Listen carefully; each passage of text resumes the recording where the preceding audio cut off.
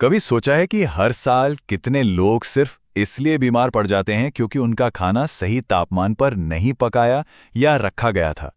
आंकड़ा असल में चौंकाने वाला है, लेकिन अच्छी खबर यह है कि इसे पूरी तरह से रोका जा सकता है।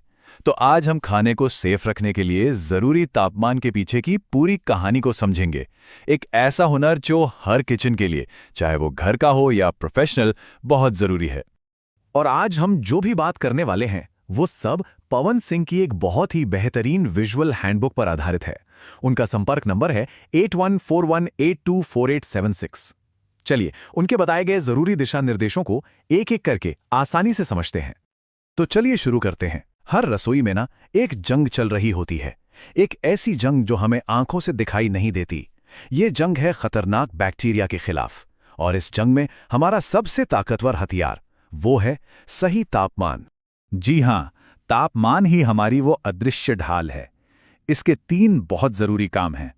पहला, खाना पकाते समय ये बैक्टीरिया को जड़ से खत्म करता है। दूसरा, खाना परोसने तक उन्हें वापस पनपने से रोकता है। और तीसरा और सबसे जरूरी, ये खाने की क्वालिटी को बनाए रखता है। लेकिन देखिए, कोई भी ढाल तभी काम करती है जब हमें अपने दुश्मन की कमजोरी पता हो। तो अब बात करते हैं सबसे बड़े खतरे की, यानी वो तापमान की रेंज जहां ये अदृश्य दुश्मन सबसे तेजी से, या मतलब कई गुना तेजी से बढ़ता है। इसे कहते हैं डेंजर जोन, और ये नाम इसे यूं ही नहीं मिला है। 5 डिग्री सेल्सियस से 60 डिग्री सेल्सियस के बीच का तापमान ये बैक्टीरिया के लिए जन्नत जैसा है। उनके बढ़ने के लिए सबसे बढ़िया माहौल। और नियम बिल्कुल साफ है, किसी भी खाने को इस तापमान रेंज में 2 घंटे से ज्यादा बिल्कुल नहीं छोड़ना है। और यहीं पर आता है सबसे जरूरी नियम, 2 घंटे का नियम। ये एक ऐसा नियम है जिसमें कोई समझौता नहीं हो सकता। सिर्फ 2 घंटे। इस समय के बाद खाने को या तो तुरंत फ्रिज में ठंडा करना होगा या फिर से ठीक से गर्म करना होगा। अगर दोनों नहीं कर सकते तो उसे फेंक देना ही सबसे सेफ ऑप्शन है। तो डेंजर जोन से बचने का हमारा पहला सुरक्षा कवच क्या है? बिल्कुल सही, ठीक तरीके से खाना पकाना। चलिए अब देखते हैं कि गर्मी का इस्तेमाल करके इस खतरे को पूरी तरह से कैसे खत्म किया जाए। यहां पर जो बात सबसे ज्यादा मायने रखती है वो है खाने का अंदरूनी तापमान। जैसे कि पोल्ट्री जैसा कोई हाई रिस्क खाना है तो उसका अंदरूनी तापमान कम से कम 75 डिग्री सेल्सियस तक पहुंचना ही चाहिए। कीमा या अंडे हैं तो 70 डिग्री, और मछली या मीट के बड़े टुकड़े हैं तो 63 डिग्री सेल्सियस। ये बहुत जरूरी है। और इन सही तापमान तक पहुंचने के लिए ये 4 बातें हमेशा याद रखनी हैं। पहला, हमेशा एक अच्छा भरोसेमंद फूड थर्मामीटर इस्तेमाल करें। दूसरा, तापमान को खाने के सबसे मोटे हिस्से में चेक करें। तीसरा, खाना पकाने में कोई शॉर्टकट नहीं, उसे एक बार में ही पूरा पकाएं। और चौथा, अगर ग्रेवी या सूप जैसी कोई चीज़ है तो उसे चलाते रहें ताकि कोई भी कोना ठंडा ना रह जाए।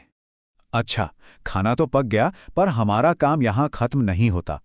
अब इस सफर का अगला और उतना ही जरूरी पड़ाव आता है, पके हुए खाने के तापमान को सही तरीके से मैनेज करना।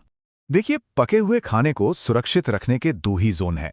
पहला है हॉट होल्डिंग, मतलब खाने को लगातार 60 डिग्री सेल्सियस से ऊपर गर्म रखना, जैसे हम अक्सर बुफे में देखते हैं।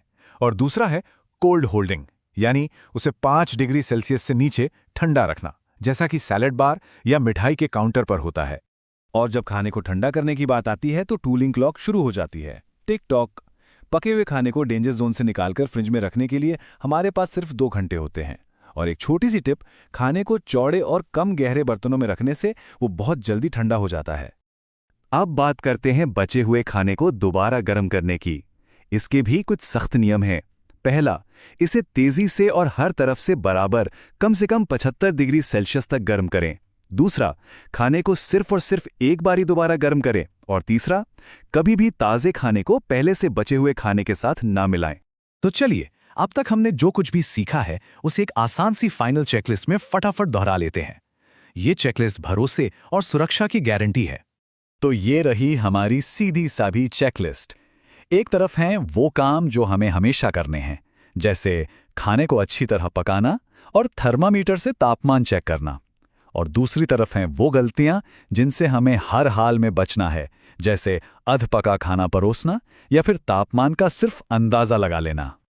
और जैसा कि पवन सिंह कहते हैं, लगातार निगरानी और नियमों का सख्ती से पालन करना सिर्फ नियम कानून के लिए नहीं है, ये असल में ग्राहकों का भरोसा बनाए रखने और अपने काम की साख को सुनिश्चित करने के बारे में है।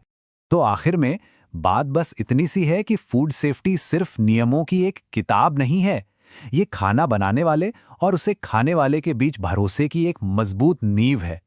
तो अब जब ये सारे नियम पता चल गए हैं, एक सवाल तो बनता है, आज रात के खाने में क्या है? और ये भी सोचने वाली बात है कि इन प्रोफेशनल तरीकों को हम अपनी रोज की रसोई का हिस्सा कैसे बना सकते हैं।